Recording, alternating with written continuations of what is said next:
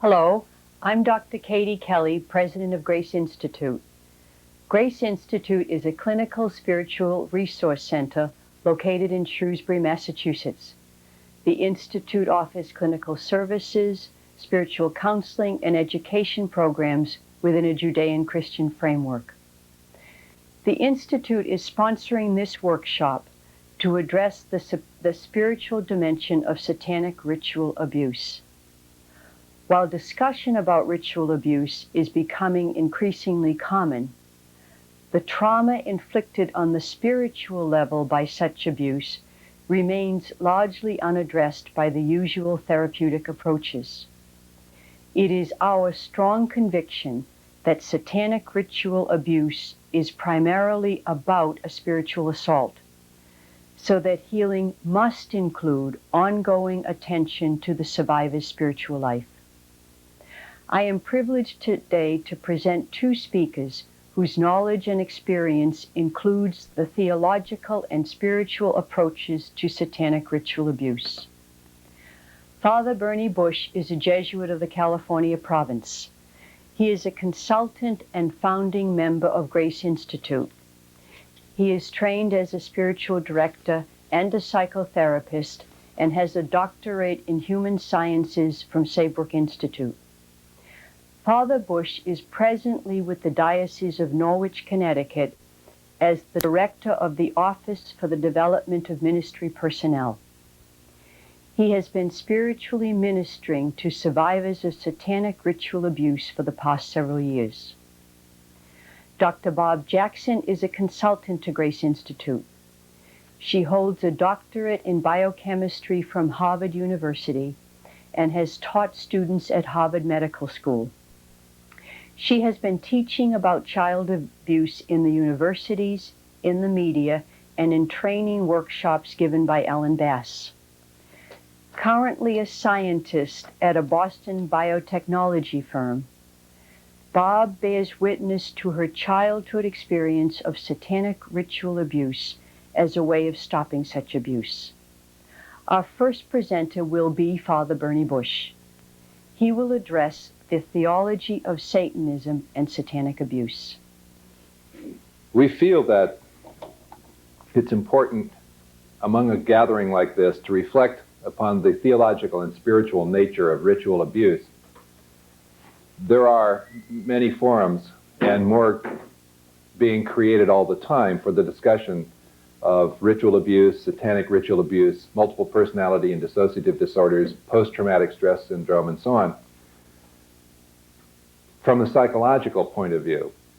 And the psychological community, of which I'm a member, having been a psychotherapist and currently being a psychotherapist for some 16 years now, the therapeutic community is very leery and skeptical about the religious and spiritual dimensions of ritual abuse.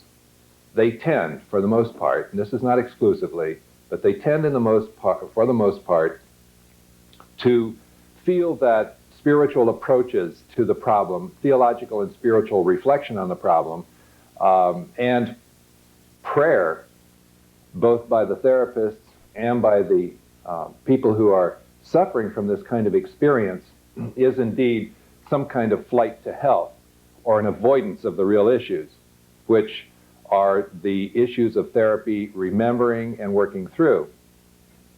So the recovery of memories is indeed the work of therapy, and has been for years and years. And the idea is that once the memories are recovered, they can be laid to rest and a person can go on with a peaceful life. The recovery of memories of satanic abuse, however, has a different quality to it than the recovery of other traumatic memories that therapists generally work with. And that is because the ritual abuse is essentially spiritual abuse.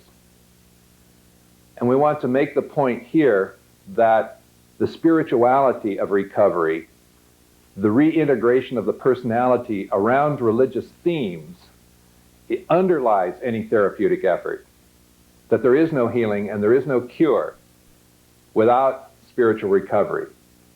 Now, there are many people who are suffering from ritual abuse who are terrified by the thought of religion, faith, God, church, priests, and so on. And that's understandable because they've been traumatized by these things. But we have to understand at the outset that at least the focus of this particular conference and what we'll be presenting here today is that the spirituality underlies the therapeutic work. That the therapists have, in whether they realize it or not, need to be working to help the person come to the point where they can indeed then begin to open up and expose their spiritual life and their relationship with God. That's a different twist than what we ordinarily see. Therapists will generally tell us that the therapeutic work is what really needs to be done, and that religion is nice. It helps. That if you can bring a person to pray and go to church, they'll find some strength there and some comfort and some motivation to go back to the real work, which is therapy. And we see it considerably differently than that. We see that the spiritual work is really the work of reintegration of the person, because there is a part of us that really is not complete until it's formed by God, till it's united with God.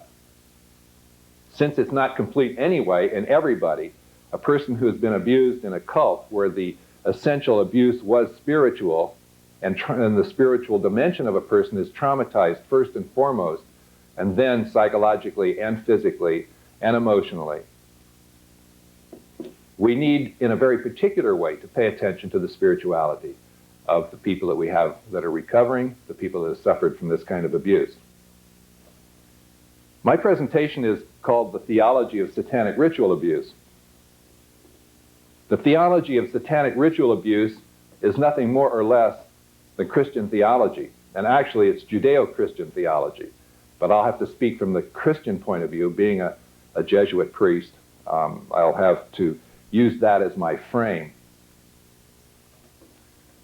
Traditional Christian theology teaches many things about our relationship with God, based upon the scriptures, based upon God's revelation, based upon the tradition and experience of some 2,000 years now of people who have reflected, prayed, lived holy and unholy lives, and that all being very well documented. Wonderful theologians have written and reflected upon Christian life and what the Christian faith is about. People who worship Satan are very good theologians. They do understand Christian theology. They understand it very well, and they pervert it. So that what you have in satanic belief system and in satanic worship is really Christian theology. For example, Christ died for our sins. Now that's a statement of faith. That's a creedal statement that we believe in. A Christian understands that in a certain way. A person who believes in Satan believes the same statement, that Christ died for our sins, but puts a perverse meaning on it and puts a twist on it that reverses the meaning of it to about 180 degrees from what a Christian would mean by it. So that by saying in a ritual that Christ died for our sins, you very well have people who are saying that Christ died for our sins and you are terrible, and that you are irredeemable, and that Christ will hold that against you forever. Whereas the Christian notion will say Christ died for our sins and we're redeemed from our sins, we're released from it, that the burden of guilt has been lifted off of us by Christ, and we celebrate that.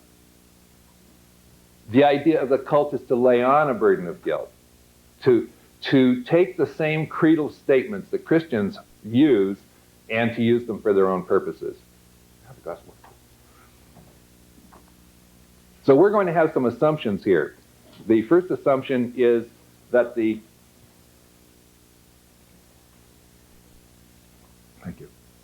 basics of Christian life are what we believe, the existence of God.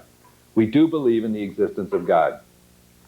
We also believe in the existence of satanic ritual worship and abuse. We're not going to argue that question in here, whether or not this goes on. I understand that in yesterday's Boston Globe there was a discussion and there was some skepticism in the paper about whether or not this even happens. Certainly in the law enforcement community there's a lot of discussion about whether it happens. And even in the therapeutic community there's some discussion about whether or not this kind of abuse is really related to religion or not, or if this is just not some kinds of perverts doing this sort of thing to get their gratification and then sort of overlaying a sort of satanic label on it. That's not what we're talking about. We're talking about people who worship Satan.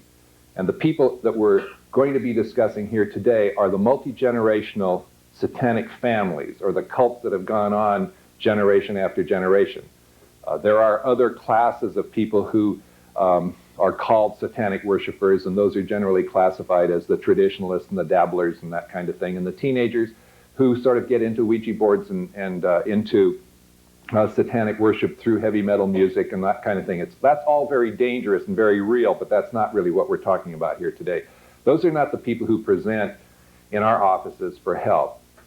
Generally speaking, the ones that we're concerned about with this group of people here are the people who come out of multi-generational satanic cults that they were either born into or sold into or abducted into those cults very early in their lives.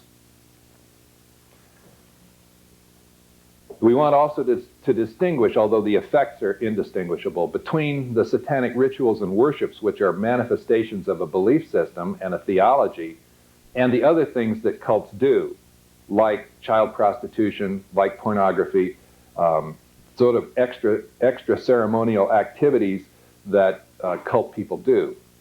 They'll be into doing a lot of those things which are terribly injurious to the child, but are not necessarily caught up in the festivals and the worship in those festivals. We want to focus on the actual religious practice. While not leaving all these other things out, we want to understand that there are other things that cults do besides their practice. We want to assume the existence of personal, intelligent, demonic spirits. There are some papers out there which we have reproduced for you. One of them is a paper which has Vatican II on the front of it. And that one is a statement from the Congregation of Divine Worship in Rome, put out in 1975. It's the most recent authoritative statement of the history of the belief in Satan in the Catholic Church. It's a very, very good paper. And it discusses in very precise and theological terms the history of the tradition, the councils of the Church, from the 2nd and 3rd century to the present day, that express the consistent belief in a personal evil spirit. There's another article out there from Chicago Studies by a theologian, Father Meyer, which is called Satan, and that's from last November. It's a very recent article. It's not a particularly good article, but I put it there for your information because it's a recent article in a very reputable theological journal, so that it's an article about the Church's belief in Satan. So we have to assume that in here, that we're talking about the fact that when you worship demons, when people or covens or groups of people worship demons and worship Satan, they are doing something real. They are not worshiping the great umbrella. They're not worshiping the great soup spoon. They're worshiping something that exists in the way they understand it to exist.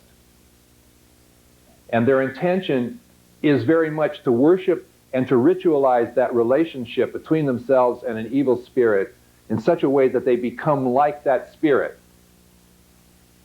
They take on that spirit. It becomes a part of them. It becomes the driving force and motive of their lives. Now that's precisely what we do in Christian and other religious worship. We ritualize our belief in order that we take on that spirit. And in Christian belief, we take on the Holy Spirit. Through baptism, the Eucharist, our prayer is really all the time opening ourselves to the Spirit of God, so that, according to Scripture, we will have that mind in us which was in Christ Jesus. That comes from the 2nd chapter of Paul's letter to the Philippians. We want to become holy. We want to become like God. People who worship Satan want to take in that other spirit in order to become like that spirit. and they have festivals, and they have rituals in order to have that happen. And all cult survivors that I know who have been in those cults, even as children, remember that happening. And they remember the effects of it as well.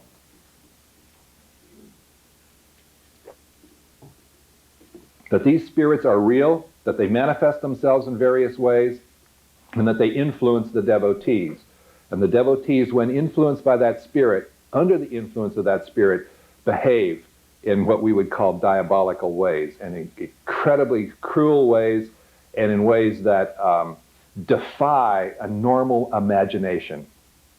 You hear it, you know you're dealing with something that's so evil that it's extra human. It's not your ordinary sexual pervert acting out a perversion on somebody and creating some kind of ambiance to legitimize it. It's coming from another place. We know that the evil in the world, it comes from a variety of sources. Not everything that's evil in the world comes from Satan or evil spirits. The traditional breakdown is the world, the flesh, and the devil. The world presents all manner of temptation to us to follow other ways than God's way. We can, for example, find ourselves very ambitious to accumulate wealth, and wealth can become our God. Or drugs, or there are whole thousands of things. We can count up the 7 deadly sins, greed, sloth, pride, avarice, lust, and so on. And every one of them can become a god for us, and we can have our lives constellated around one of those objects. And it's an object of our desire that replaces God. And in a sense, that's satanic in the form that it leads us away from God, but it's not satanic in the sense of necessarily being driven by an evil spirit. Although, I would rather imagine if I were Satan and I saw somebody pursuing wealth as their God, I would sit there and applaud and say, hey, you don't need my help.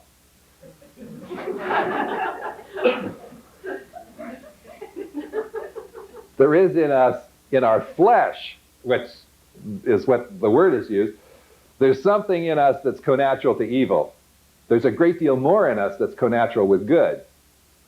We are restless until we rest in God. And there's a tremendous drive to be good and to be holy and to be with God. There's another part of us, we're divided in this respect, that's attracted to other things than God. So that evil in various forms is attractive to us.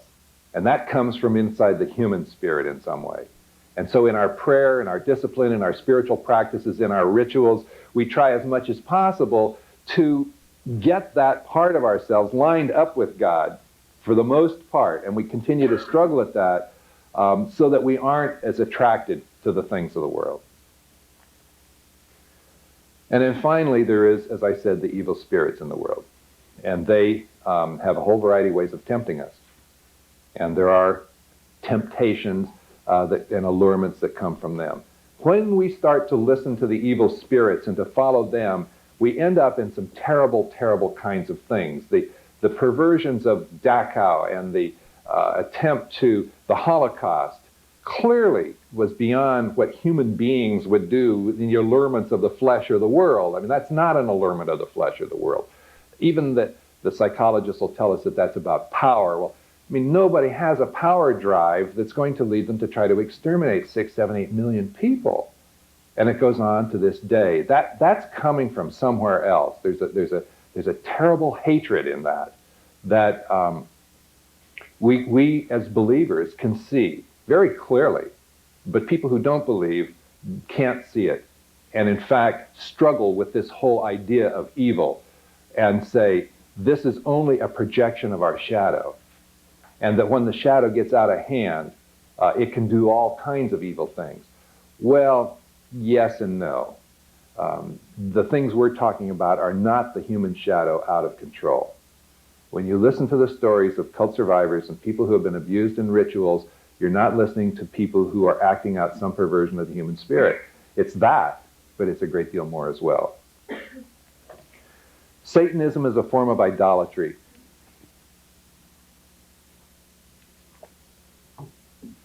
Whatever we center our lives around becomes our God. And there's a faith in that God that we will be saved by that God. Now, we have a kind of idolatry in our nation. America is number one. There's a kind of an idolatry of patriotism. There's an idolatry of our military strength. We in certain places in our country, that's very prominent. So that the things that we set up, and there's certainly an idolatry of money and beauty and youth in our culture. So what we do is we set that up then as the thing we worship, the thing that we organize our lives around, the things that we push towards. And somehow that's a perversion of an instinctive drive that we all have, the fulfillment of the human desire for union with the transcendent. The union with the transcendent, something that's beyond humanity. It's in us all. We all want it. We all move towards that. Satanists worship the explicit rival of God. Theirs is not an indirect idolatry. They go straight to the heart of the matter and worship the one who pretends to be equal to or even stronger than God. And in the cults, the question that gets posed is an arrogant question. It's an arrogant question which is the question of theodicy. How can a good God allow these evil things to happen? Now that question is posed in our spirituality all the time when we look at the world. How can God let this happen? Well, the cults take that statement and build a theology on it, which is, see all the evil things that we can do. If God was really God, omnipotent, omniscient, could do everything, God would stop this evil. God doesn't stop this evil. It shows that we're stronger than God. And that's the syllogism. That's the logic of the cult. And that plays itself out in 1,000 forms. So that when you listen to people telling their stories, you'll hear people talking about what I call the devil's dilemmas that get posed all the time. In order to escape this evil, you have to do this evil. And it's those satanic kinds of Sophie's choice kind. You can't win no matter what you choose. So those satanic dilemmas are all in service of the fact that evil is stronger than good, that Satan is stronger and more powerful than God, and that by following Satan, you will rule, you will dominate, you will be fulfilled, you will achieve all your life's goals and all your life's ambitions. What we know from theodicy, quite simply, is that God cannot intervene. Not in the way that the Satanists would pose it. So that all of this presents a perversion of theology, as I said. A true understanding of God has God loving. And God's love is always present. God's grace is always there. And that suffering is part of the human condition. All of us suffer in some form or another. And suffering is in the spiritual way linked to love. We brought suffering on ourselves. Jesus became a human being in order to share our suffering, to love us and to share our suffering, not to take the suffering away.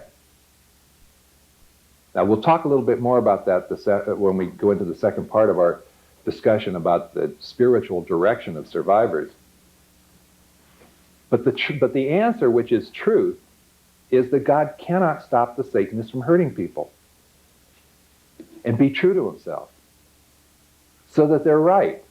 There is a truth in that. But it's a perverse kind of truth,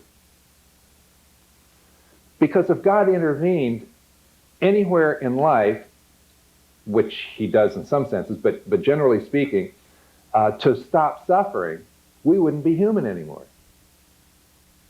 Like every time I stub my toe, God's going to come along and make sure I don't? Well, okay, stub my toe. How about a toothache? How about cancer? How about me hurting somebody? Is God going to, if I want to hit somebody, get evil in myself, I'm going to hurt somebody, I'm going to injure someone, God steps in and says, no, you can't do that. We're going to stop it. You cannot hurt each other. You can't suffer. There's no pain anymore. Like, God hasn't created us in that way. So that it's a perversion of the devil's dilemma to pose the question of theodicy that this way that we're setting up the competition between Satan and God shows that Satan is more powerful.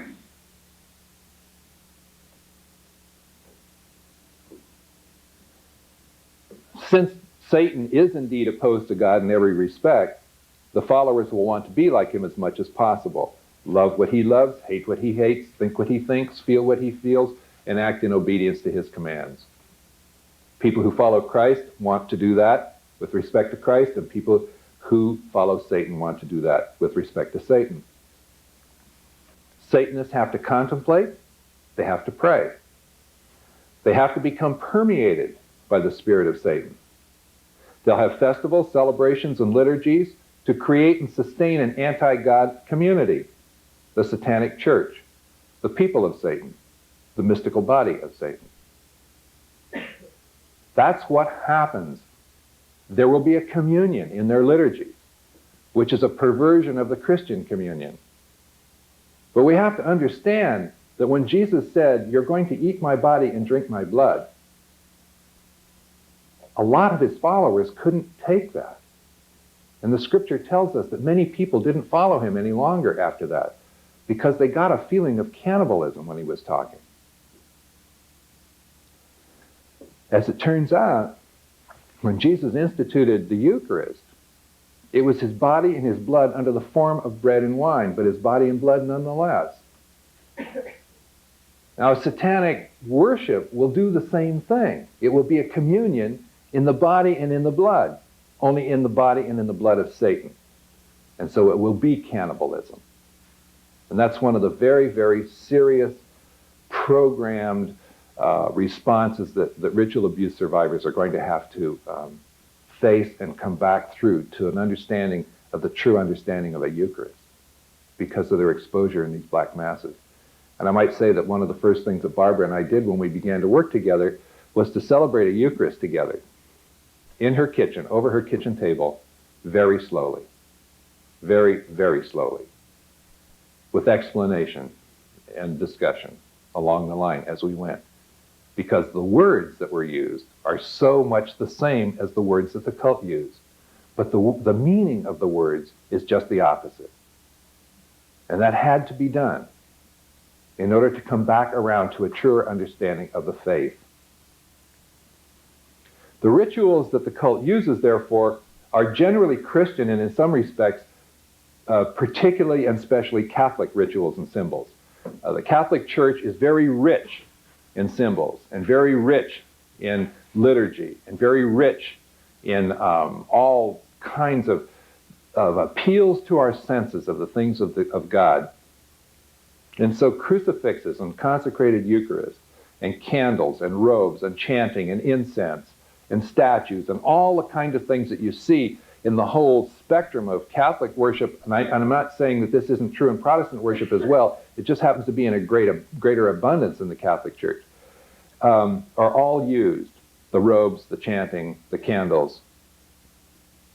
But instead of candles in the Catholic Church, which are made specifically out of beeswax, and have to have a certain content of beeswax in them in order to be used for liturgical ceremonies properly, which speaks of the whole order of nature, that they're natural things.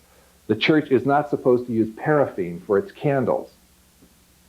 It wants to hook with reality, and it wants to hook with the industry of the animal life and nature, not something unnatural in that particular respect.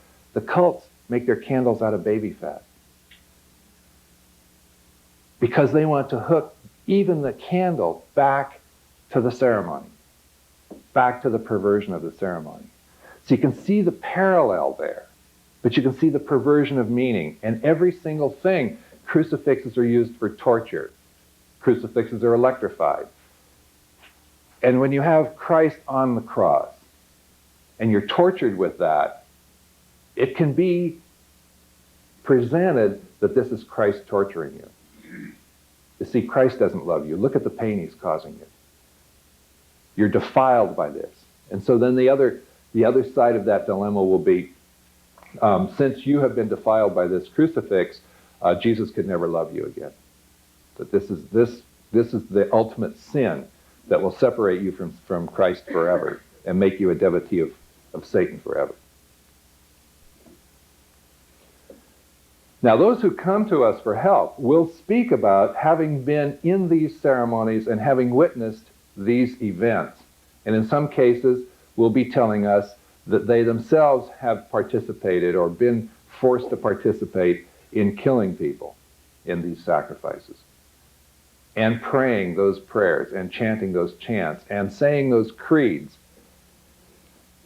People who come to us who have multiple personality disorder will frequently be able to chant those chants, and some of them are backwards prayers. Since everything we're talking about is a reversal of Christian theology, it's not surprising that the prayer of a cult will frequently be a Christian prayer backwards. So they'll be able to say the Lord's Prayer, the Our Father, backwards, from end to start. Be able to write backwards. So that they will have actually witnessed these things, and some parts of them will be able to tell us about them. We'll be able to say the chants. They've been programmed to do that. There's a great deal of guilt around this, guilt and shame, which is a very difficult part of the treatment and very difficult part of the care of people who've been through these experiences. And I'd like to just make a note, and I'll talk a little bit more about it in the spiritual direction part of our conference, that the guilt and the shame is, for the most part, denied by psychology. And there's a whole spectrum of this, but I just want to pick out the ultimate ends of the spectrum. Our world, generally, and psychology also, will tell you that you're not guilty because you're innocent, that you don't have guilt because you didn't do anything to get guilty about. And in the case of a child who may have murdered somebody, or a whole lot of people, you're not responsible for that because you were forced to do it.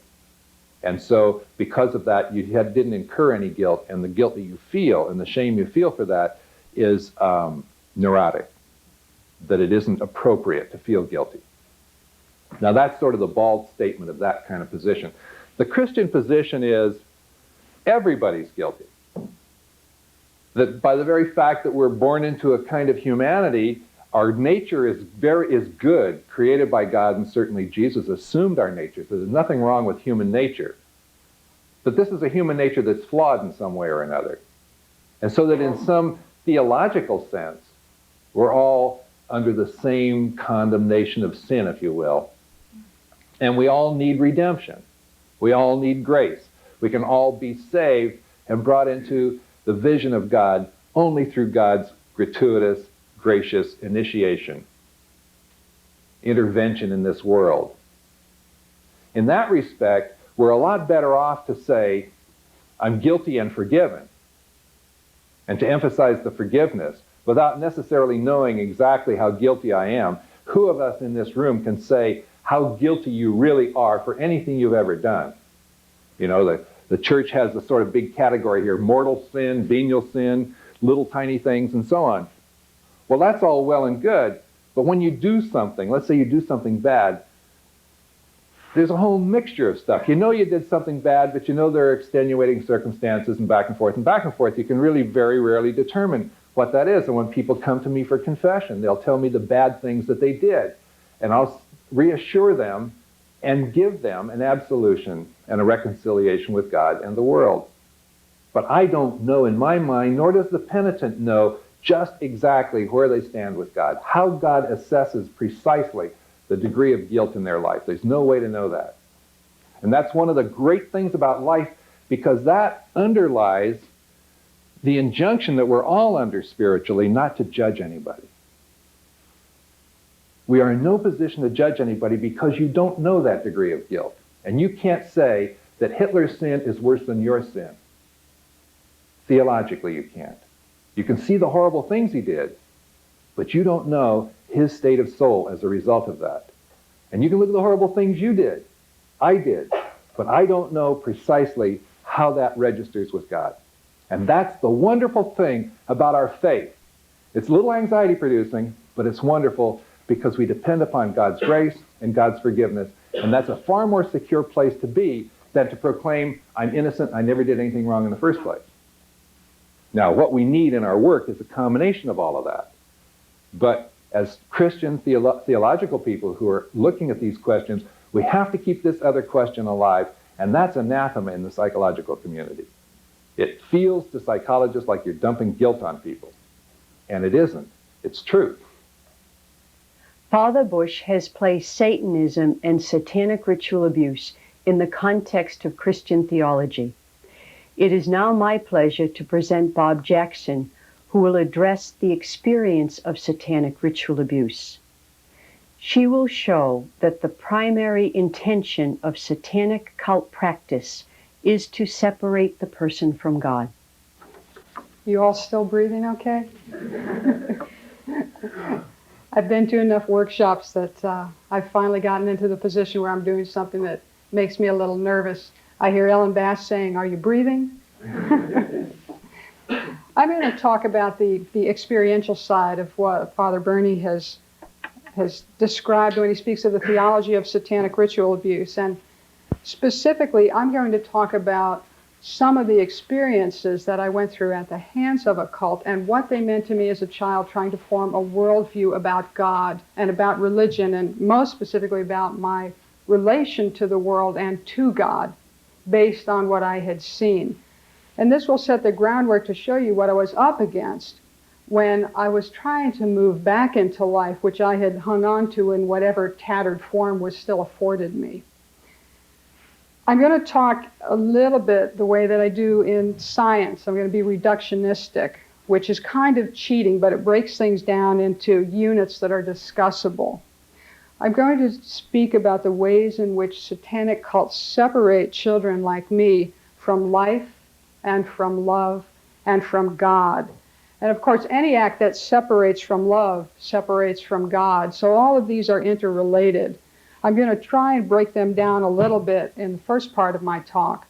And when I come back in the second part and discuss coming into the sacred once again, I'll just speak of those as a unity. So in a way, I'm sort of paralleling what Satanism does. It fragments.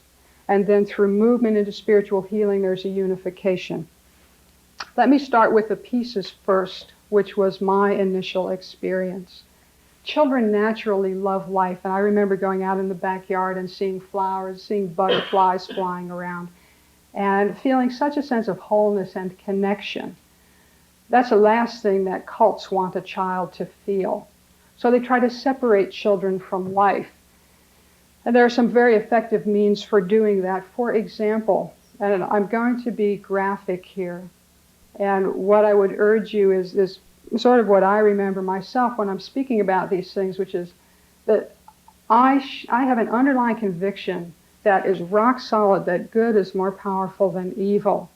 And despite the horrors that I'm going to describe, there is a possibility in all of us to move beyond that into connection and to unity.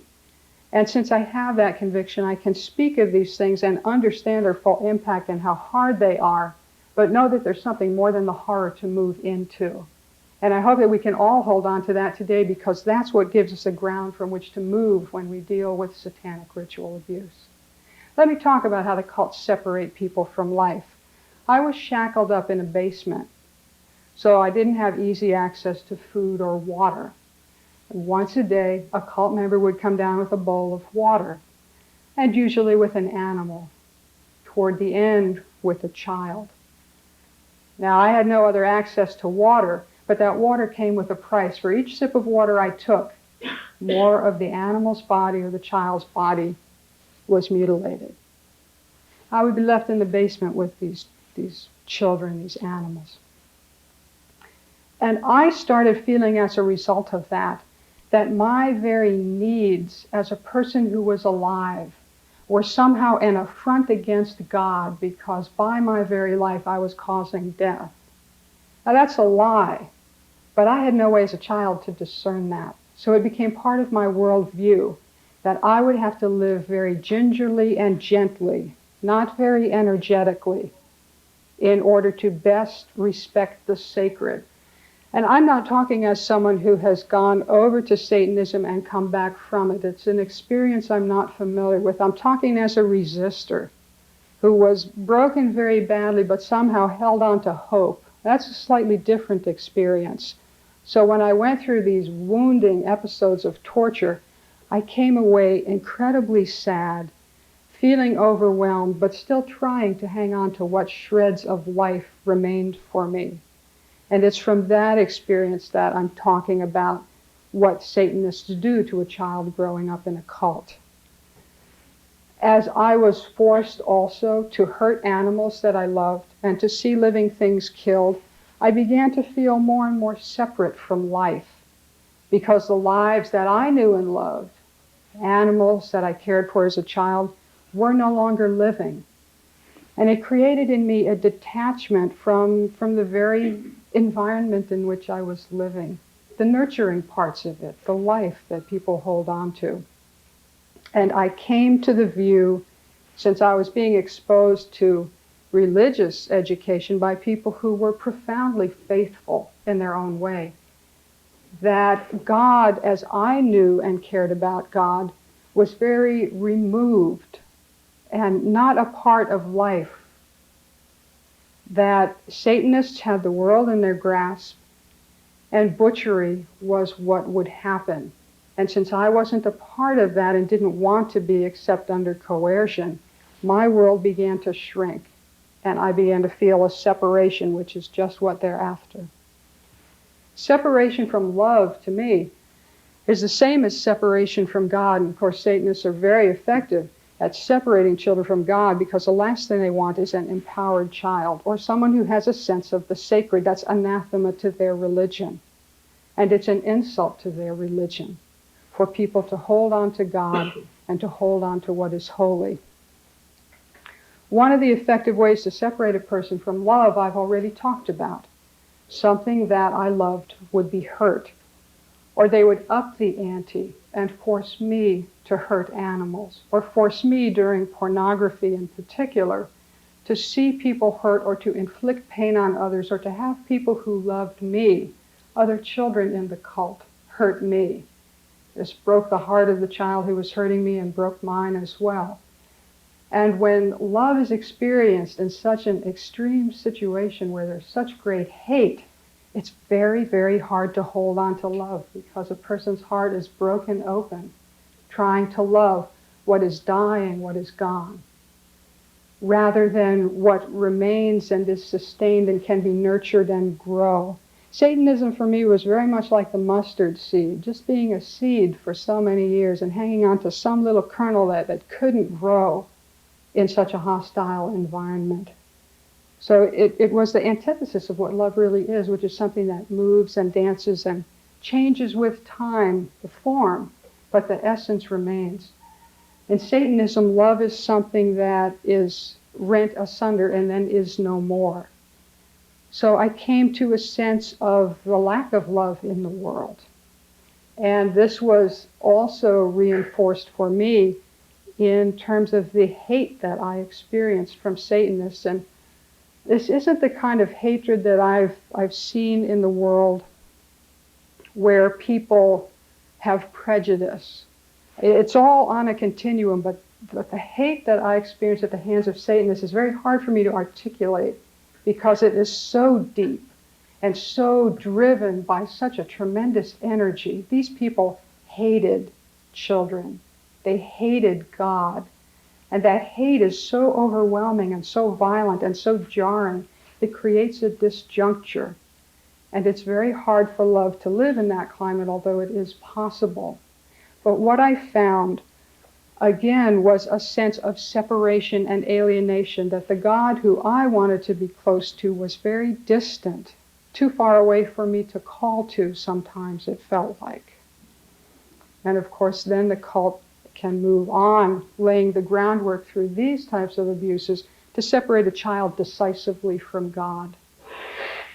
That was an ongoing process, but I remember when it reached a culmination for me as well, and I'm going to talk about that, because more than even the experiences I've just described to you, what the cult did in separating me from God left me with experiences that most deeply colored my worldview and also most impeded me when I decided there's got to be something besides this that I have lived for, and slowly I'm going to look for it. The separation from God left the biggest roadblocks for me to overcome. One of the ways the cult separated me from God was to distort who Jesus was and what he was about when he came to earth. They did this by linking Jesus and my experiences with crucifixes to prostitution. Now, cults are very active and make a lot of money with prostitution and pornography. I had been filmed in conditions where I was being raped by dogs. I had been sold to men to be raped and abused. I had been auctioned in groups and sold on stages. So I was very familiar with how my sexuality was defiled by the cult and what that meant about me as a person, because I identified with my sexuality. I was an adolescent and thought, this must mean I'm bad. I didn't have another way to look at the experiences. So when they raped me with a crucifix and said, you're a whore of God now even, I thought, the only way that I can honor God and what I care about is to be as far away from the sacred as possible, because by my presence I defile what is sacred. That's a really good way to separate somebody from God and from the church and from sources of nurturing and wholeness. They reinforced this by raping me with communion wafers and then using those in a communion ceremony. So I was used as a means of defiling the sacred in their theology, and that's what I came away with. Not that I was somehow embroiled in this conflict in a way in which God could still hold me, but that I was being used as the antithesis of God. I somehow was made in these ceremonies to embody Satan in a way that allowed Satanists to use me as a means by which to defile sacred objects. That reinforced my belief that the only way I could be close to God was to be as far away from him as possible. So there's the 180-degree logic again. I avoided churches. I was afraid of them. But if drawn to the old memories the cult had never been able to take away from me of God's love, drawn to some understanding they had tried to eradicate but couldn't, if I went into a church, I sat at the very back deliberately in order not to be close to anything that would be sacred. Now, these things set up roadblocks for me not only as a child but in the present, because those effects persist if they're not addressed.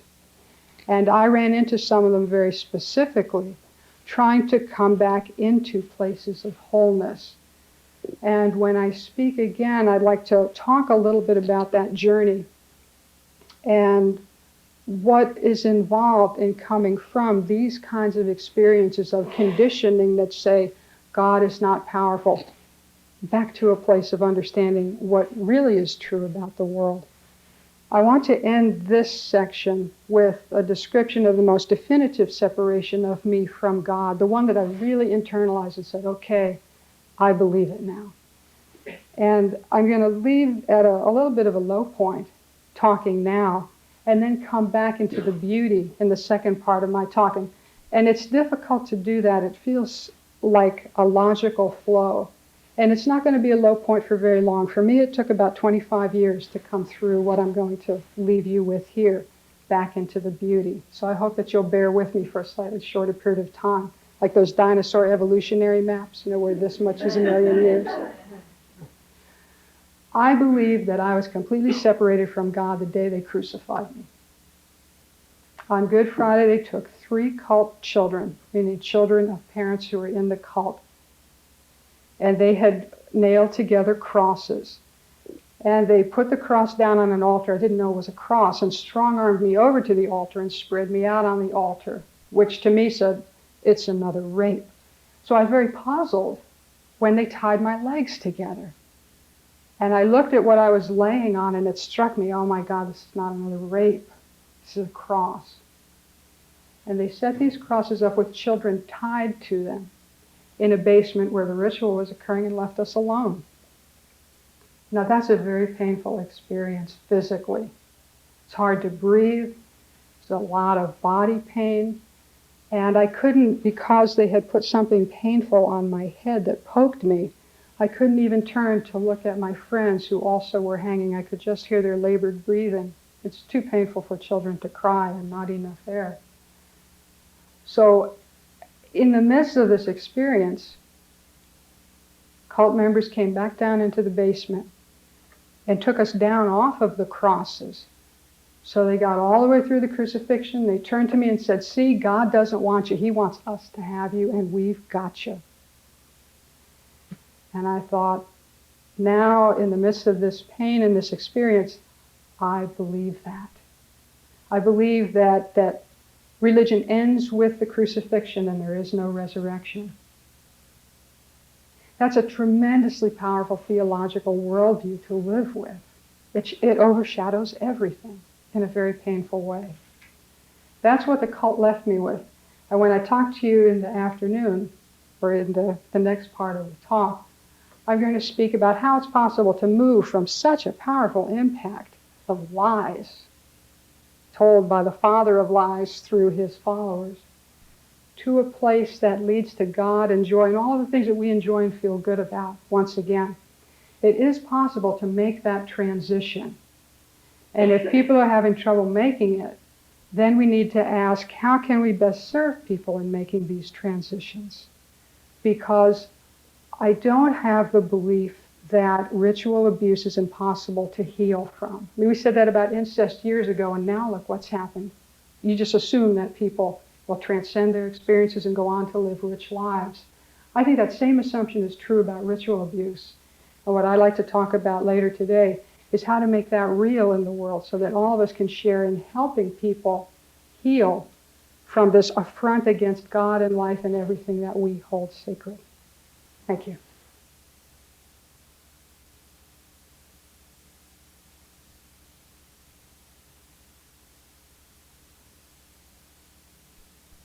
Hope for healing from such terrible trauma as we have just heard about requires careful attention to the presence of God's grace working in the heart of the survivor. Father Bush will now discuss approaches to the spiritual direction of people thus spiritually damaged. I remember when my first cult survivor came to me about 2 years ago. She was referred by a lawyer in New London, Connecticut. And I remember going through about 2 months of belief and disbelief. Is she telling me the truth, or is this a paranoid confabulation?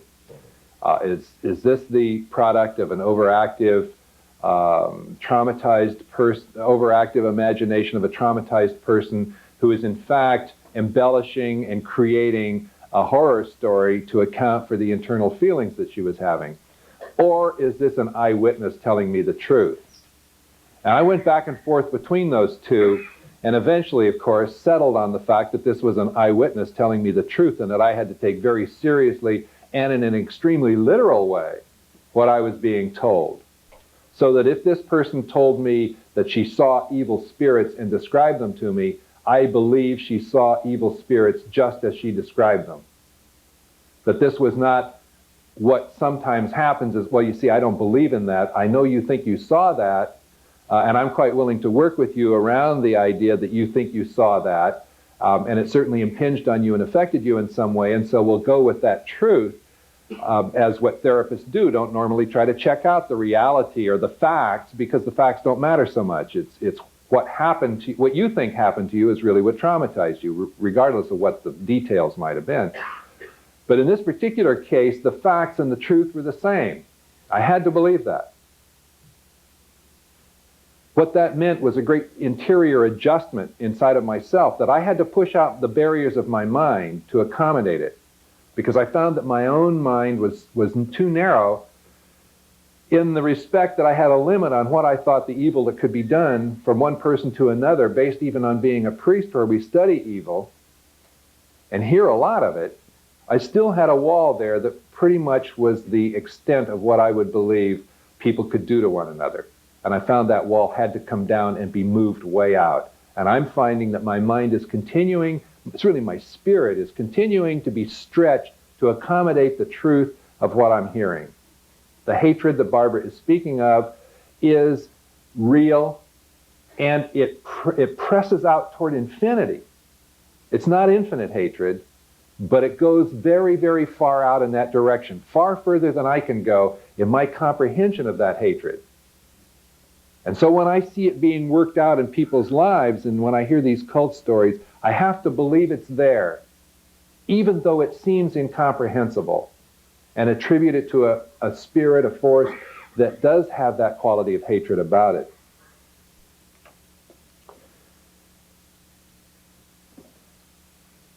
In the spiritual recovery of people who have been abused, I'd like to start by saying that my work with Barbara started when she told me that she had been crucified. And however it happens with these kinds of things, serendipity or the Holy Spirit or what, I was about to ask Barbara if she would consent to my telling this group that she had been crucified, because it was such an important part of my ability to describe how I work with her and what I think is effective with people. And she ended up her own talk with that same story and that same experience.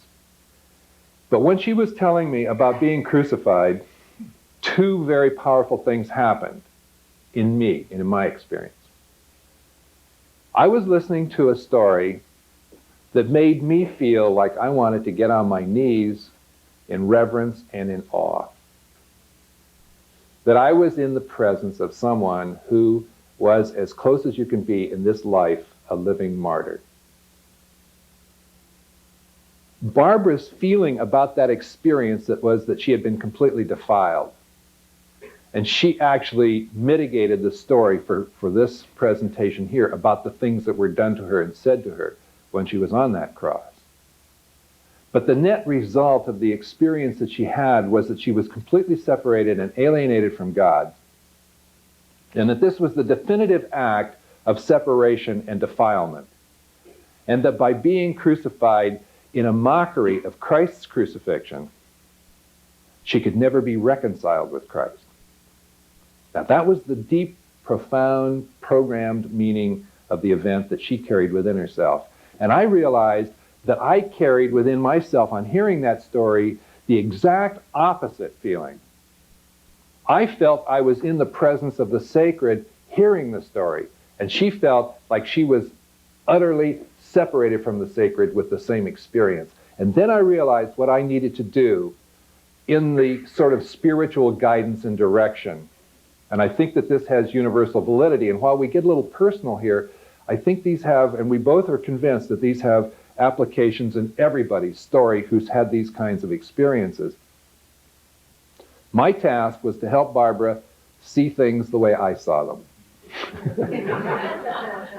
And it was that simple and that profound. So then began the work of trying to have Barbara understand that far from being a defilement and being a separation from God and being at some kind of polar distance from God, what she had experienced was something so sacred and so close to God that it was a very holy experience that she had had.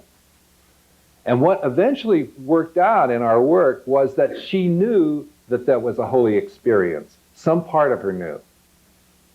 And that there were parts inside that needed to be called forth that understood the sacred nature of that kind of suffering in union with the suffering of Christ.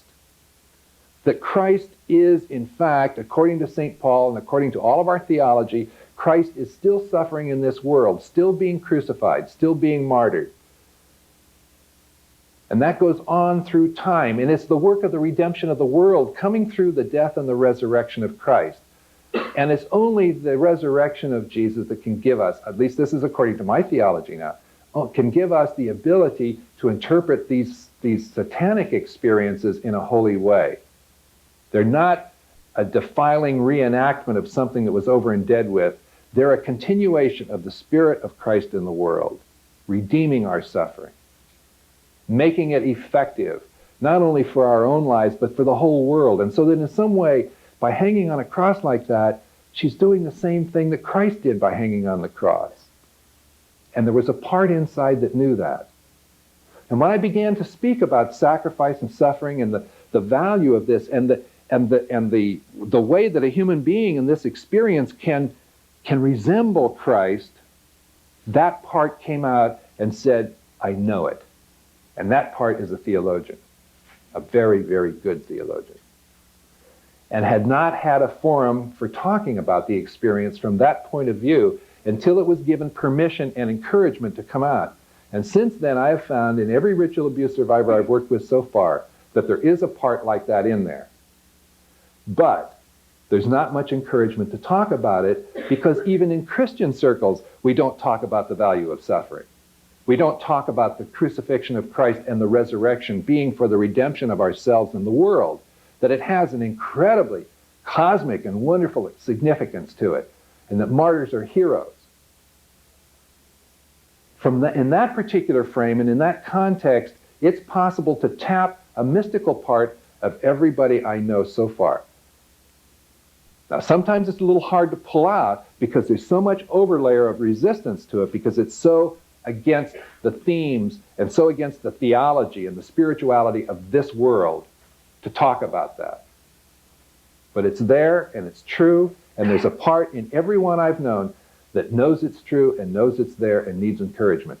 The spiritual direction then of a person in recovery involves pulling out that part and affirming it and saying, yes, there is a part of you that knows the truth. Where do we go from here?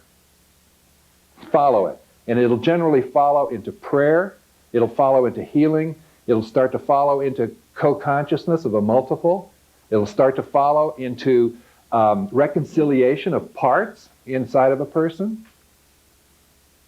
And then we begin to see something like a theological, cosmic reconciliation of the world happening in an individual person, which is just exactly the way Jesus told us it would be. You see, human arrogance built the Tower of Babel in order to climb to heaven. And God, in order to foil that arrogance, said, we will disperse human beings and give them language, different languages, and they'll have to spread out all over the world. They can't get all together here and make themselves into God. That's in the book of Genesis, and it also describes a multiple personality. You see, a multiple personality is fragmented and has all these parts scattered all over the place. And the task of the multiple personality in the theological scheme of things is to reunite and become harmonious and one and live in love with each other, just as all the nations of the world and all the people of the world and the sexes and the children and the men and all of us are intended to come together as fragmented parts. The world is a multiple personality disorder. And the task of bringing the world together is the same task as bringing a person together. We are members of Christ's mystical body, and we don't talk to one another. We don't love one another. We're all split up and fragmented and divided from one another, hating and fighting and conflictual and competitive, just like the parts of a multiple before they start to get put back together again. And so the whole work of multiplicity can be seen to be some kind of divine work. And it's a model of the reconciling work that all of us need to go through. Working with a ritual abuse survivor is an incredibly intense spiritual experience because what happens is it's a mirror. It's like seeing your own life laid out there in Tadeo Panavision, you know, ultrasonic, wall to wall. I mean, this is not subtle. And it's a mirror of me. It's a mirror of all of us. And when we work toward the reconciliation and the love, say between a director and the person that you're directing and trying to help reconcile and heal the parts and pull them together and attend to the God working in there and the grace working in there, the same thing's happening in me. Every time. I've never had it fail. And then sometimes I say, my God, the Satanists have got it right. They really do. They understand something of commitment. They understand something about putting your life on your line for the beliefs that you have. They understand something about being hot or cold. And when I think of myself as being at the opposite end of the spectrum from a satanic high priest, I've got another thing coming. Because it's not the end of a polar spectrum, it's like a big circle, like this. And I hope to God that I'm here at 359, and we're only 2 degrees apart. That's a big 2 degrees. But it's only 2 degrees apart. The people we got to worry about are the ones down at 180 that can't decide which way they're going to go. So that the switching over of one who's intensely committed to Christ to evil can happen. And it can happen the other way as well. But that's what we're about. And that's my own understanding of what I'm about. And that's why working with an abuse survivor has all the quality of an intense spiritual experience. It drives you to prayer. It drives you to look at the sin in your own life. It drives you to look at how holy do you want to be? What are you willing to sacrifice for the sake of the gospel? Am I willing to sacrifice as much as the high priest in Barbara's cult that sacrificed everything for her and put his life on the line in a terrible, terrible perversion of worshiping Satan and being on fire with hatred of God? And I want to be on fire with love of God. And those are very similar kinds of experiences. So let us not think that we're all that different from the people that we're opposed to. We're not all that different. From that point of view, I think we have a security. I think we have the safety and the security of knowing what's going on. We don't fall into the trap of hating the Satanists. We don't fall into the trap of feeling that they're the enemy or that they're the other end of the pole or that we got to round up all these perpetrators and put them in jail. All that kind of stuff just won't work. This is a spiritual effort that we're into. Putting a Satanist in jail is like putting bacteria in a Petri dish. I mean, it just spreads it through people who are already open to it. What you want to do is to convert them. And that's a spiritual work, to bring them over. Remember St. Paul. We just had the Feast of the Conversion of St. Paul recently. St. Paul was killing Christians. He was a Satanist. Quote unquote, okay? Don't go out and tell everybody I said St. Paul was a Satanist, please. I get misquoted a lot. But when he saw Jesus, he came over and he became a great apostle. That's the conversion that happens. Who are you, sir? He said. And he said, I'm Jesus whom you are persecuting. So what is all this persecution going on? These children that are crucified, even the children that are killed. Who are the children that are killed? They're martyrs. And that can be celebrated. That can be ritualized in a Christian way. And while we don't want to glorify, sanctify, or continue in any way this suffering or the cult activity, as long as there's evil in the world, we need to understand it. And we need to use the appropriate armor for ourselves, which is our faith and our spirit, and we need to use the appropriate activity and listening and talking and faith-guided skills to help a person understand the meaning of their experience and come back to health and to holiness. That's what I have found in my own life, that as I've continued to work in this area, I've been driven to seek the safety of my faith, because you get too close to evil, I mean really, really close, to feel very secure if you don't have that around you. Very, very insecure, believe me. When you're looking at one about a foot away from you, you know you're close up to something pretty horrible.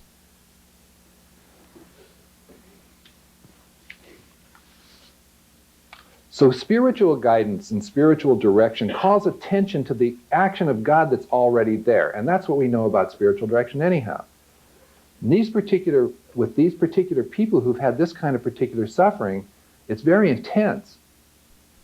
And then you begin to discover that not only have they had visions of Satan, but they've had visions of angels too. Not only have they seen devils, but they've seen the Blessed Virgin Mary or St. Michael or Jesus even. Had a vision of Jesus while they were suffering. And it was in some sense a comforting experience in the middle of all that suffering, because it was a reassurance that love is there and love is stronger than any of this hate. People who hate God want to destroy God.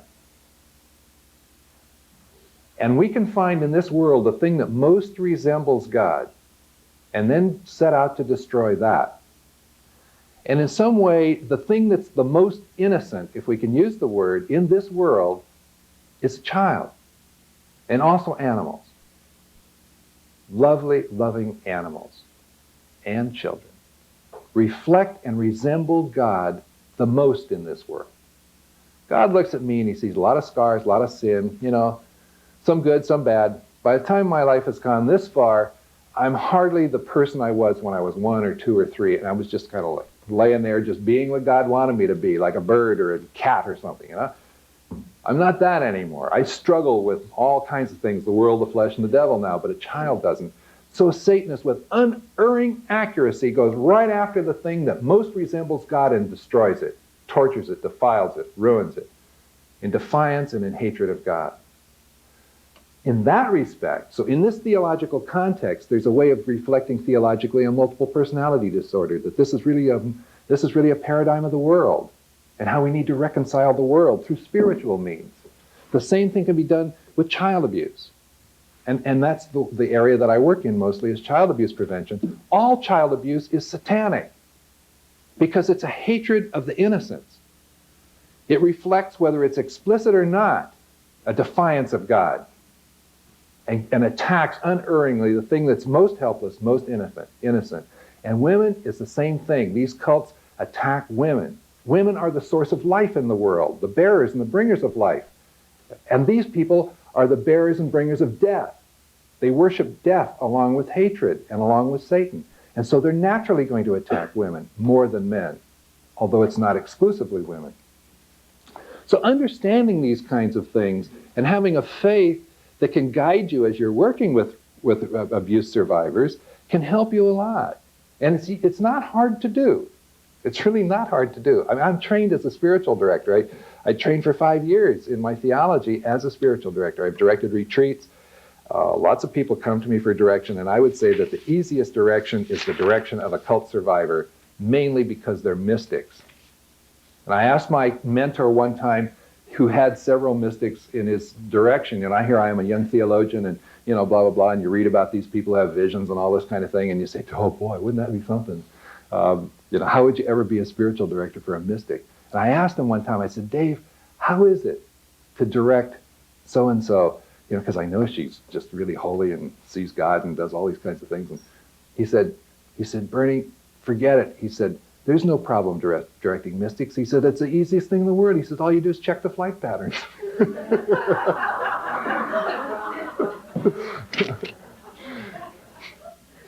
Doing spiritual direction with people that are scrunging around, doing bad one day and good the next. Maybe I see God, maybe I don't see God, and full of doubts and this and that and all that kind of stuff. That's hard work. But when you start to tap into a cult survivor that's seen God and seen the devil, and there's a part inside that's so mystically connected with God that you just stand in awe every time you relate to it, and another part inside that's mystically connected with a cult, and you have to struggle with that one because it doesn't like priests very much, that's easy from a faith point of view. You go in there with your psychology, and if that's all you have, it gets very mysterious and very murky pretty quickly, because you're really not quite sure what integration means. You're really not sure what a person means and where you're leading them and how they're supposed to go and where they're supposed to go and all that kind of thing. So a lot of questions come up from a purely secular point of view, dealing with these particular kinds of people and these kinds of particular problems. So the counselor, the spiritual director, the spiritual guide needs to be grounded in faith and to look at the events that you're seeing from in the eyes of faith. We need to develop a love of the perpetrators. And we need to help people come to a sense of forgiveness of the perpetrator. Not forgiveness in the sense of exoneration or saying that it didn't matter what the perpetrator did. And I know that in the psychological literature having to do with incest and particularly having to do with cults, there's a great strong cant that says you don't have to forgive. And it's not right to forgive, and it's a flight to health to forgive, and it's an avoidance of your issues to forgive. Well, that's a misunderstanding of forgiveness. Because in the theological context, we must forgive for healing. And in fact, even in the psychological context, if we don't forgive, we're still locked to our perpetrator in hatred, or in anger, or in whatever, and you never get away. But a good spiritual sense of forgiveness is progressive. It starts with just a willingness to forgive, without having any of it at all. And then gradually it works on around to the point that Jesus is on the cross, looking at his perpetrators and saying, Father, forgive them. And taking what they did to him and the suffering that he was going through and turning it right around through some internal spiritual metamorphosis and sending it right back as love. Not as defiance, not as hatred, not as condemnation, not as judgment, but takes that very suffering and sends it back as love. That's what can be done in the resurrection. And we know that. Priests know that. We're trained in it. Our Bible tells us that. Our catechism tells us that. But it's hard to live it. When you get up around in this area of counseling and spiritual direction and guidance of people who've gone through this experience, you can't avoid it. It's just right out there. And you either accept it or you don't accept it. If you don't accept it, you get scared. And when you get frightened, then your doors are open to these spirits and you better get away. If you see it and you're attracted to it and you love, and you say, I can go descend into hell, you die and you descend into hell, and 3 days later you rise. And when you walk through hell, you get that feeling. I've had that feeling sometimes, that I'm walking through hell, and somehow or another I'm not being burned. That my own faith is a protection. And the wondrous angels that are around us are great protections too. It just becomes a very rich, rich, rich spirituality. But you must be grounded in faith and continue to have a consistent faith point of view. If you skip off the faith point of view and start to pick up the secular worldly point of view, as any kind of permanent adjustment, we lose sight of what's going on. What's the best is to have a clinical experience so you can go and you can look at it from a clinician's point of view, look at it from a theologian's point of view, but for my work is to keep that focus, to continue to keep that focus. And even when you're over here doing some clinical work, it's only in service of the spiritual work. You call out multiples, you work with them, you listen to their stories, and you do this kind of thing, which is all the sort of clinical stuff, which is very important and very necessary because you want to get at that part that's God-connected and reinforce it and strengthen it and encourage it and actually be in awe and reverence of it because you've got God right there, just like at other times you'll have Satan right there. It's an incredible experience. Praying with the client is important. There are times when it's appropriate to pray with your clients. And you'll know that instinctively when it is the right time. You'll see something there and you can only pray through it, or you can only pray for light, or you can only ask divine guidance at certain times. Now, taking a point of view which says you're always praying with your client is wrong. This is not a prayer group that we're doing. We're dealing with some principalities and powers and difficult things that have psychological ramifications, and you need to be, aware of all of that. It's not just prayer, but prayer is appropriate and important when you need and when you feel the presence of the Spirit there moving you to prayer, or when some evil spirit manifests itself and you know you're not dealing with an alter personality, then you need to pray it away. And I think that's a Christian vocation to do that. I don't think that priests need to do it. I think priests need to be called in and do it in special occasions, but generally speaking, I think it can be done in the lay context as well. And the book by Friesen on multiple personality disorder that we were selling here today, he's a psychologist who is also trained theologically, and he practices in Southern California. And he wrote a book on multiple personality disorder, and the second half of the book is about evil spirits and how they manifest themselves and what he does about it. People who read that book, generally in the therapeutic community, scoff at it. And they say, I've never seen anything like that. Anything I've ever seen in my practice is only a manifestation of the multiple personality disorder, and it can be accounted for in that context completely.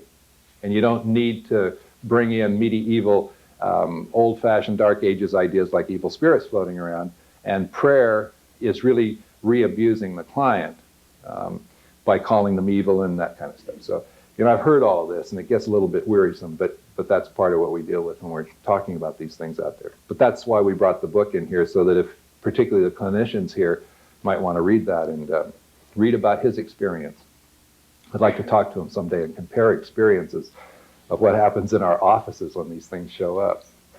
Generally speaking, the client will know. That's one of the things you can kind of count on.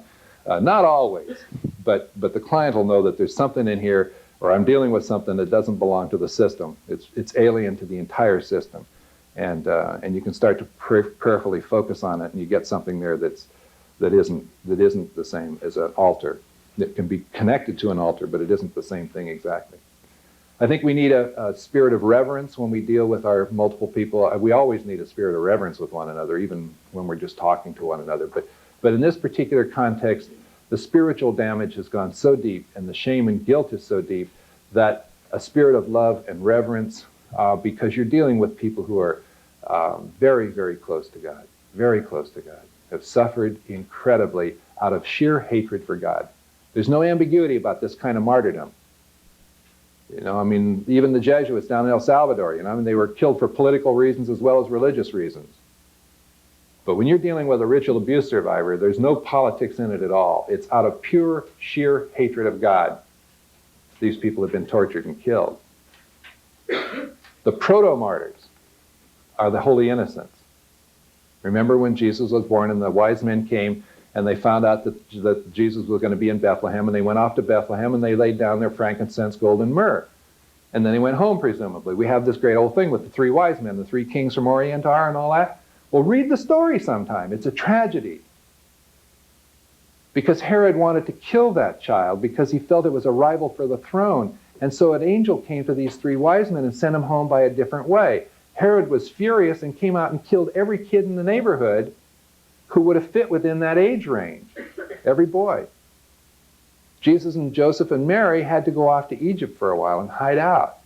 How do you think Mary felt leaving the slaughter going on behind her? Or Jesus, for that matter. I mean, he wasn't on this earth very long when the killing started. And it's still going on.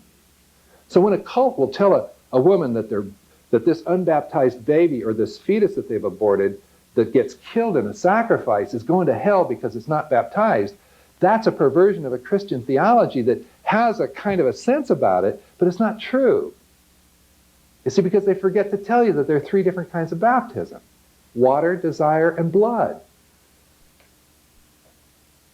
And so they'll say the baby went to hell, and we're putting this baby in hell. And that's what we try to do, is to get these innocent children, kill them before they're baptized, and send them to hell so that they'll be servants of Satan forever.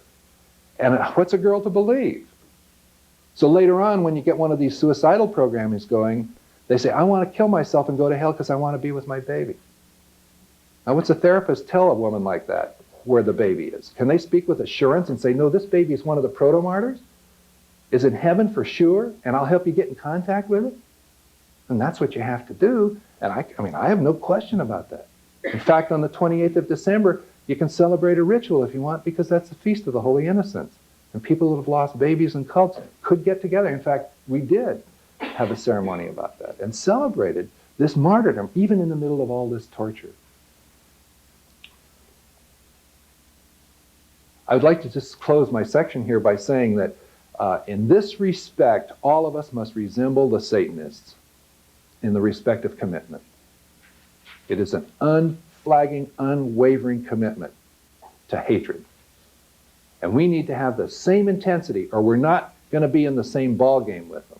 We're going to get blown out of the field. Because I cannot go up against one of these spirits to pray it away or to even understand it and have that spirit sitting there laughing and mocking me and saying, you're trying to drive us out? We got you in our hip pocket. You know, half the time you're playing our game and half the time you're playing Christ's game. Who do you think you are to make us try to leave? Or to understand what's going on here, or to bring healing and cure? Which isn't to say we all can achieve holiness to do this, but we better be on the way. Because otherwise, they're just going to make fools out of us. So in that respect, we need to have that level of commitment. And the final thing I would like to say before I open it up for discussion is that you need a sense of humor. There is a lot of humor in this. And when you begin to get around God, God has an incredible sense of humor too. And the really funny things happen. And their sense of humor is sometimes kind of bizarre. I don't know how to explain it, but they're not shocked by the same things we're shocked by, and they don't see the world the way we see it. And sometimes it can seem a bit like gallows humor, and you sort of feel this inside. I'll give you an example that's unrelated to this work. But I was making a retreat one time, and the retreat director was all curious about why Jesus hung around his home for 30 years before he went out into his public ministry. And so here he is, 30 years, getting ready. You know, why did it take so long? So I said, well, the next time I go to prayer, I'll ask him. So I did. And the answer came back just as quick as that: Mom's home cooking. Now, you know, that's almost the authentic sign that it came from God, you know, because nobody would make up something that bizarre about God or Mary or Jesus or whatever. It's like, that's the way, so that the sense of humor, to see the humor as it comes along and to recognize it as the sure hand of God and to be able to tease about these things is very, very healthy and very, very important. Serious does not mean being grim. Committed does not mean being dour or down or drawing one of these long faces and being fire and brimstone and stuff. This is fun, actually. You know, it's kind of like warfare. There's a certain joy in it. And sometimes there's even a positive elation when you experience and see God at work so close and so evidently visible. It's not obscure. We're not dealing with subtleties for the most part in this kind of direction. We need to know that we have that weapon. We have our prayer, we have our own commitment to our own faith, we have a very, very good sense of humor, which will carry us through an awful lot of this. And so I want to thank you for your attention. Bob Jackson will share with us her experience of God's presence and the transforming power of divine love. It is that love which healed, restored, and helped her to realize that in spite of appearances, she had never been separated from the sacred. I've heard that with ritual abuse, it's very difficult to heal. And I've certainly found it very hard and very painful. It's been a tremendous investment medically and financially, but it's possible. And I started thinking about when I was teaching students at Harvard Medical School, and we were talking about different drugs and different treatment approaches. And I realized that if we had a heart patient and treated them with nasal decongestants and they died, it wouldn't quite be fair to say, well, gee, look at the prognosis for this kind of disorder. And yet it seems that we do that with ritual abuse and then say it's very hard to heal from and a lot of people don't make it. And my sense in my own life and the lives of other people who I've been privileged to share the healing process with is that there's a tremendous potential for healing and we just haven't tapped into all of the means by which to facilitate it. And I'm going to talk about what for me has been one of the primary means in my life, which is the only life about which I can speak with some sense of authority. And that part of the process for me has been a profoundly spiritual one and has involved me in the sacred and in the theology that I came from and the one that I'm moving into. I puttered around a lot coming out of a satanic cult because crucifixes terrified me. I was upset by churches. Priests frightened me. And I figured, well, there has to be something that I can come back into where I can recapture this sense that I have held on to from childhood of the sacred. Now, where did I get that sense to hold on to? That, to me, is where miracles come into life, into all of our lives, where we have an experience that allows us to hold on to the sacred, and it is so sustaining that it weathers even this. I think that's true for all of us. And sometimes it gets occluded, but it's just a matter of tapping it again, and it will blossom. I held on to that. I went looking for it again as an adult, and I tried a couple different approaches. I went to an ashram, and people pulled prayer shawls up over their heads and chanted in a language I didn't understand, and I thought, this sounds familiar, and it's still a little upsetting. I went to a Native American ritual, and we stood around a fire and we threw offerings into the fire, and I said, yeah, I've done this before in different circumstances. I went to a Catholic Mass, the priest held up the chalice and the host and said, the body and blood of Christ. I thought, yeah, I've seen this too. And what I was realizing was that from my background, there wasn't going to be a non-tainted spiritual approach. I would have to move through what was hard for me into a richness. I couldn't bypass it. And at that time, and still sometimes, it seems like the last place I would have found myself is back with Catholicism, after being taken to Catholic rituals by my parents, and then, since they were both practicing cult members, to Satanic rituals. But somehow the differentiation between the two remained. And I found myself slowly drawn back to Roman Catholicism through Judaism at first, because there were no crosses. And there was a different God, one who was not as I had seen him as a child when I was taken to Mass, hanging in pain in front of everyone, just like in a porno film, which I couldn't distinguish. I couldn't discern the difference. But from Judaism, for me, there was still an emptiness. And I started talking to a Protestant minister. And that was a little easier. The crosses were empty. And for me, that was a very safe symbol to come back to. And finally, I began to get more involved with Catholicism indirectly brought a small crucifix with a dove descending and hid it in my closet for 6 months. But something kept drawing me back. And within the Catholic tradition, I found several very specific antidotes that have helped me to reconcile my life experiences with the kind of integrity and wholeness with which I want to live, which was something I couldn't do before. For example, I felt that my life had been bought at the price of a lot of butchered babies, and if I wasn't directly doing the butchering, somebody else right next to me was, and it was my guilt. And I very seriously thought about committing suicide, not because I wanted to die as an adult, but because I felt that it would be the only appropriate atonement for all of the death by which my life was bought. When I talked with Bernie about this, he referred me to a couple lines in Isaiah that I have grappled with ever since, which were the first lines to give me a worldview other than the cult's interpretation that my life had been bought at the price of others.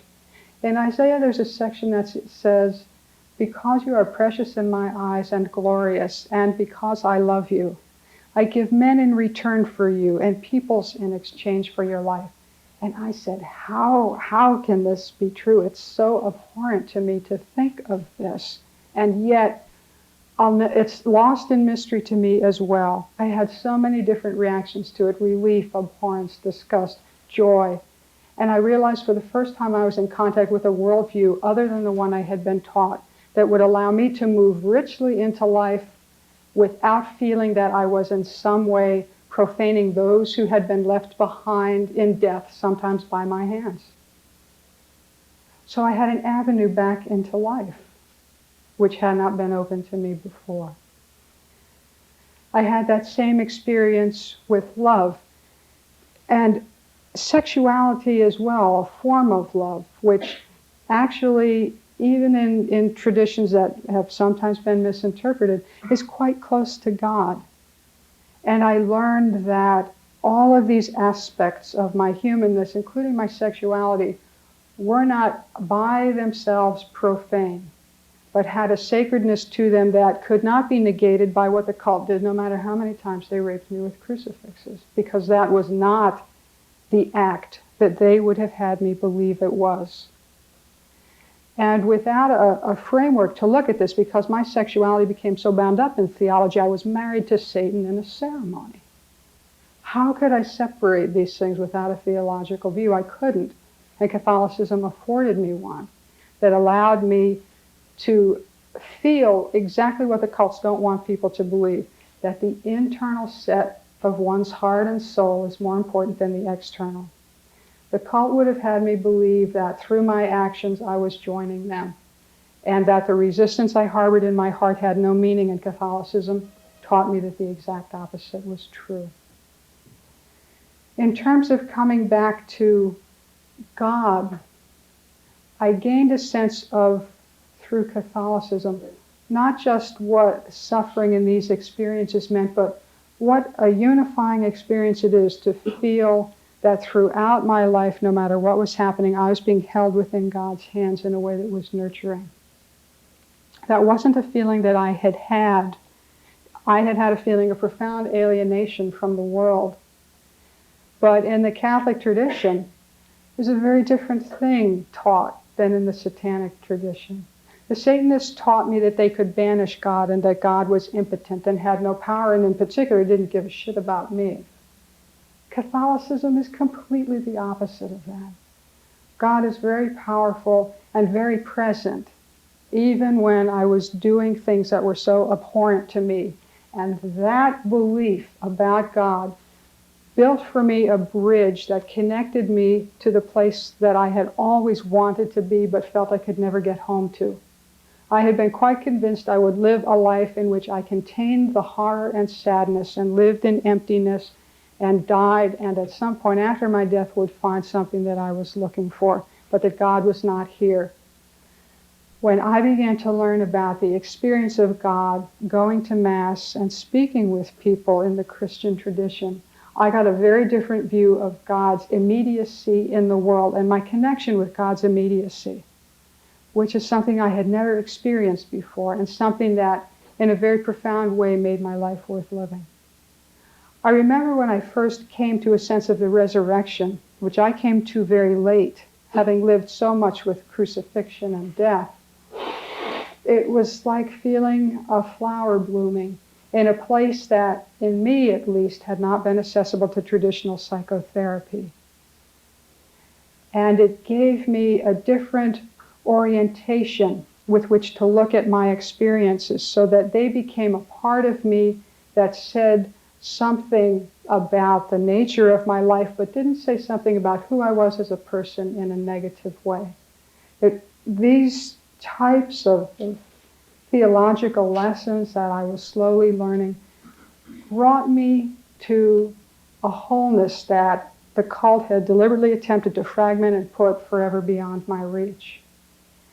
And in a way it brought me back, like T.S. Eliot said, in our ends are our beginnings. It brought me back right to the heart of those experiences with a different set of eyes. I had had an experience as a child after a ritual of laying in a basement surrounded by hacked up bodies. And not only was I injured, but in my hopelessness there didn't seem to be much sense in rising or struggling. And because I had given up so deeply, I was just laying on the floor. And a figure came toward me who was barefoot and in robes, which was very frightening to me. But the figure seemed immediately different from the robed figures I had seen in the cult. There was no malice in this figure, nor was it a figure with the material reality that I associated with cult people once I looked. But this figure came walking with a reverence. And for someone who lives a life filled with such injury, these moments of reverence and connection with closeness are sustaining and can sustain a person through incredible hardships, as this experience did me. I had an image of a figure walking through this utter desecration with caring and with love in that place. I had no means for interpreting this, and it wasn't something I could take to a therapist and say, what is this? Because it's not about a psychological experience. I had known about Mary. I hadn't identified her then. Looking back now, my experience has a much broader depth of sustaining feeling to me. I had the tone of the experience to carry me. Now I can see that experience in a much larger theological framework that once again not only sustains me from its nature, but confirms the sense that God is connected to all of us in a way that even cults can't sever. There's a very ironic way in which cults drive people directly into the arms of God, which is a mystery and something very hard to understand. It's a very narrow bridge to get over. But it's the one on which I base my conviction that it is possible to heal from ritual abuse, not in the sense of having the experiences take on no meaning. I will live with a sense of loss and sadness for the people and children and animals I know who died all of my life. But it won't be a feeling that cripples me. It will be a feeling that broadens me. And there are ways in which a person can spread their arms wide enough to encompass those experiences in an enhancing way. And I think that is the gift that I have received looking at spiritual healing and looking at what has happened through the eyes of a God who loves and does not betray and does not abandon. Completely the opposite of what the cults were teaching me. And for me, I couldn't gain that from psychology alone. I needed a lot of psychological support. And I also needed this aspect of experience, the spiritual. Now, I'd like to touch a little bit also on forgiveness, because that's been such a theme. I'd like to comment on that and share a poem with you, and also check the schedule here. Okay. When I first heard of the experience of forgiveness, I'm talking about a process. And my initial response was, why would I ever forgive these people? And it had a lot of hate and a lot of anger, which was part of the process for me. I don't judge it.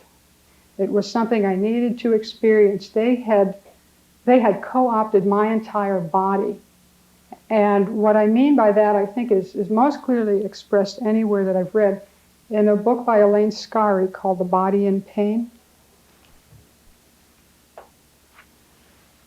We don't have copies of this here except this one, but I have never read an account that so accurately describes my experience of having been tortured and what that left me with.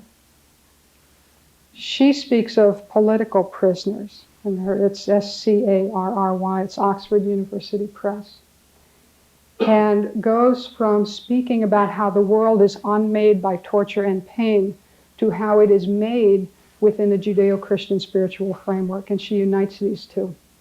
And in so doing, she talks about how completely a person who is tortured has their world taken from them. And when I first began to get a gut sense of how much I had lost, I was filled with rage and filled with hatred. And that was part of the process for me of coming through the experience into wholeness. And it's not a part that feels out of place to me. It was a place from which I couldn't understand forgiveness. When people ask me about forgiveness now, I have a very different sense of the word compared to what I understood it to mean then. There's a way in which there's nothing to forgive. That's a very, very hard statement for me to make clearly because these things are so hard to articulate. What happened to me is so much part of the fabric of my life that on the deepest levels, it fits within the world in a way where it belongs. Not that what happened to me ever belongs in the world. No one deserves to have happened to them what I experienced.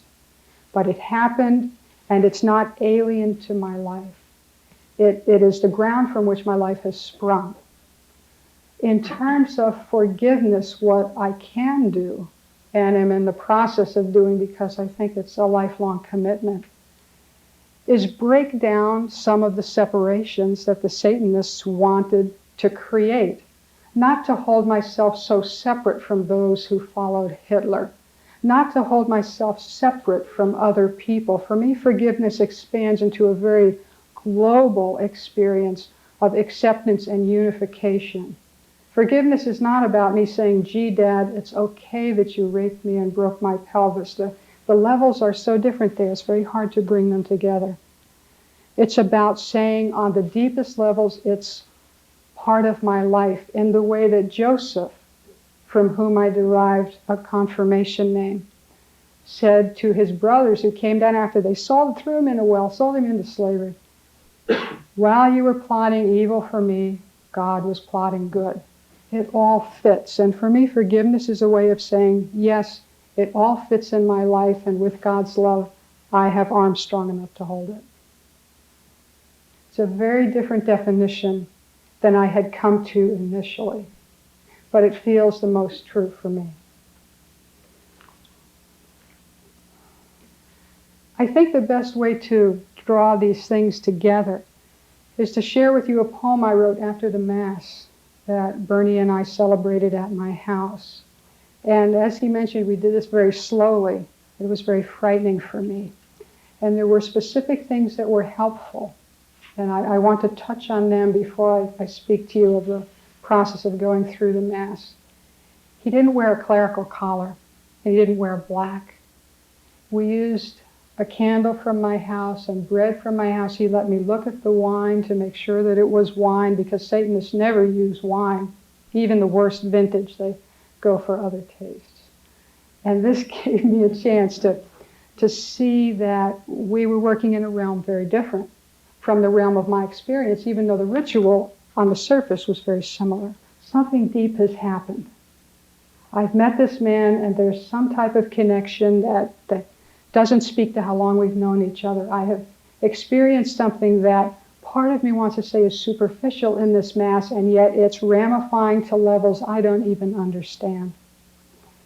And I wrote a poem about it that, to me, encapsulates what I've been trying to communicate today, because it draws together the breadth of the experience and leaves the experience with the tone that's overarching all of it, all the pain, all the suffering held within God.